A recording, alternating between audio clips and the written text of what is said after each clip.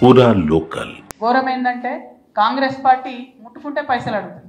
Congress party అంటేనే corruption.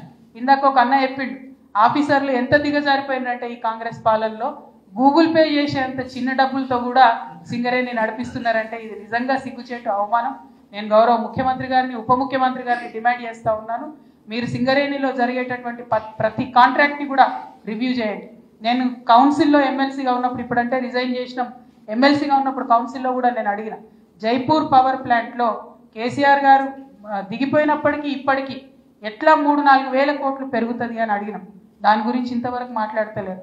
మీరు మాట్లాడకపోతే, ముఖ్యమంత్రి గారు, డిప్యూటీ సీఎం గారు మీరు దృష్టి పెట్టకపోతే ఖచ్చితంగా అవసరం అనుకుంటే సెంట్రల్ విజిలెన్స్ కమిటీకో, అవసరమంటే సిబిఐకో మేమే కంప్లైంట్ చేస్తాం తప్ప కరప్షన్ని సింగరేణిలో సహించమని కూడా ఈ సందర్భంగా మేము హెచ్చరిక చేస్తా ఉన్నాం. ఎందుకంటే ప్రతి కాంట్రాక్ట్లో మినిమం 20-25% ఎస్కలేషన్తో నడుస్తున్నటువంటి పరిస్థితి. మాకున్నటువంటి సమాచారం, మా రియాజ్ అన్న సమాచారం తప్పుండదు, మాకున్నటువంటి సమాచారం इसमें सीधा 10% सरकार को जा रहा है. మరి అది లేదు అని నిరూపించుకోవాలంటే మాత్రం ముఖ్యమంత్రి గారు, డిప్యూటీ సీఎం గారు కూడా మరి సింగరేణిలో జరుగుతున్నటువంటి ప్రతి కాంట్రాక్ట్ని కూడా రివ్యూ చేయాలని చెప్పి నేను డిమాండ్ చేస్తూ ఉన్నాను.